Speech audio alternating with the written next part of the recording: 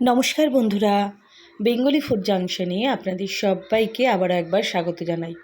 আশা করি আপনারা সবাই এই গরমে সুস্থ আছেন, ভালো আছেন। আমিও ভালো আছি। এই গরমে একটি দারুণ টেস্টি মাছের ঝোলের রেসিপি নিয়ে আজকে আপনাদের কাছে হাজির হয়েছি। সেটি হলো সজনে ডাঁটা আলু দিয়ে বাটা মাছের পাতলা ঝোল। এই মাছ রান্নায় আমি খুব কম মশলা ব্যবহার করেছি এবং খুব হেলদি এই মাছ রান্নাটি আপনারা একবার ট্রাই করতে পারেন। দেখুন, এখানে আমি বাটা মাছ নিয়ে নিয়েছি 5 পিস মতো। এর সাথে নিয়েছি খুব ছোট ছোট বা সরু সরু সজনে ডাঁটা, যেটি আমি ভালো করে কেটে নিয়েছি আলু লম্বা লম্বা করে কেটে নিয়েছি, শুকনো লঙ্কা, কালো জিরে, কাশ্মীরি লঙ্কার গুঁড়ো, লবণ, হলুদ, এর সাথে নিয়েছি সর্ষের তেল, আর এখানে নিয়েছি সামান্য জিরে, আদা ও কাঁচা লঙ্কা বাটা। খুবই অল্প পরিমাণে 1 চামচ জিরে, অল্প আদা ও 3 থেকে 4টি কাঁচা লঙ্কা। এরপর দেখতেই পাচ্ছেন আমি খুব অল্প তেল দিয়ে প্রথমে সজনে ডাঁটাগুলো ভেজে নিচ্ছি। এখানে সজনে ডাঁটা কিন্তু একদমই লাল লাল করে ভাজা যাবে না, জাস্ট একটু সাঁতলানো। এইভাবে সামান্য হলুদ ও সামান্য লবণ দিয়ে আমি সজনে ডাঁটাগুলো হালকা করে ভেজে নেব। আজকের এই মাছের রেসিপি যদি আপনাদের ভালো লেগে থাকে তাহলে লাইক, কমেন্ট, শেয়ার করতে একদমই ভুলবেন না। আর আমার চ্যানেলে নতুন হয়ে থাকলে চ্যানেলটি সাবস্ক্রাইব করিয়ে পাশে থাকা বেল বাটনে চাপ দিয়ে দেবেন। তাহলে আমি যখনই কোনো নতুন রেসিপি দেবো আপনারা খুব সহজেই দেখে নিতে পারবেন। গরমে কিছু খেতে মন না চাইলে বা ভালো না লাগলে এইভাবে পাতলা মাছের ঝোল বানিয়ে নিতে পারেন, খুবই ভালো লাগবে, কথা দিচ্ছি।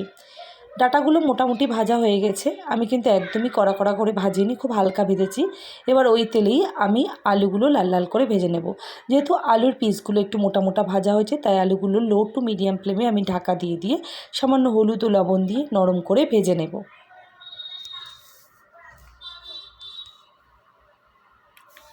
আলুগুলো ভাজা মোটামুটি কমপ্লিট হয়ে এসেছে। আলু ও ডাঁটা দুটোই আমি ভেজে নিয়েছি। এরপর ওই তেলেই আমি দুটো দুটো করে মাছ ভেজে নিচ্ছি। প্রথমে আমি 3টে মাছ দিয়ে নিলাম। মাছ কিন্তু খুব সাবধানে উল্টাতে হবে। এক পিঠ না হলে অপর পিঠ উল্টাতে গেলে মাছের স্কিনটি কিন্তু কড়াইয়ের সাথে লেগে যাওয়ার সম্ভাবনা থাকে। এই জন্য মাছ খুব সাবধানে উল্টাবেন যাতে স্কিনটি না উঠে যায়।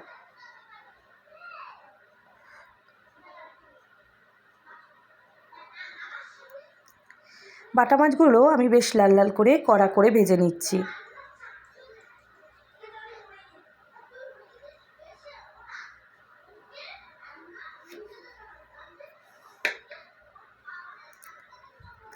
এরপর তেলের মধ্যে আমি 2টো শুকনো লঙ্কা ও কালো জিরে ফোড়নের জন্য দিয়ে দিচ্ছি। ফোড়নটা একটু সুন্দর নাড়াচাড়া করলে আমি এরপর বেটে রাখা মশলাটি দিয়ে দেব। এখানে আবারও বলছি, 1 চামচ জিরে, সামান্য আদা ও 4টে মতো কাঁচা লঙ্কা দিয়ে আমি বেটে নিয়েছি।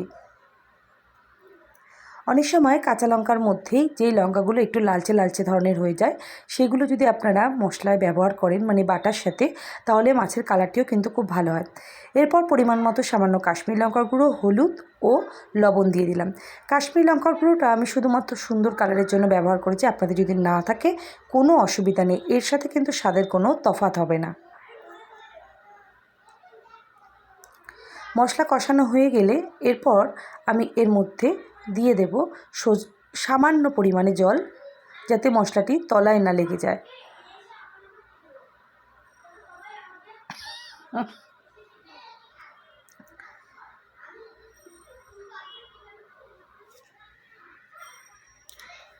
ভেজে রাখা আলু ও সজনে ডাঁটাগুলো এরপর মশলার মধ্যে দিয়ে দিচ্ছি, দিয়ে ভালো করে মিশিয়ে নেব।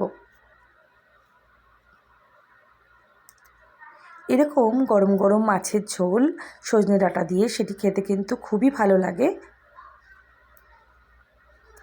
এরপর দিয়ে দিচ্ছি পরিমাণ মতো জল। যেরকম আপনাদের ঝোলের প্রয়োজন সেই অনুযায়ী আপনারা জলটি ব্যবহার করবেন। মোটামুটি আমাদের আলু ও ডাঁটা পুরো সবগুলোই সেদ্ধ হয়ে আছে, সুতরাং আমি এখানে বেশি জল ব্যবহার করিনি। ঝোলটি ফুটে উঠলেই আমি এর মধ্যে ভাজা মাছগুলো দিয়ে দেব। তারপর মাছগুলো দিয়ে মিনিট 5 রান্না করলে আজকে আমাদের বাটা মাছের ঝোল পুরোপুরি রেডি হয়ে যাবে।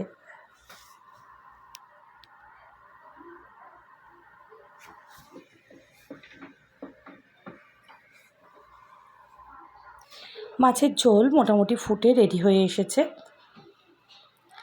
ব্যাস, আজকের এই বাটা মাছের ঝোল রেসিপি পুরোপুরি রেডি। ভালো লাগলে অবশ্যই লাইক কমেন্ট শেয়ার করবেন। আর ভিডিওটি দেখার জন্য আপনাদের অসংখ্য ধন্যবাদ। সবাই ভালো থাকবেন, সুস্থ থাকবেন। শুভরাত্রি।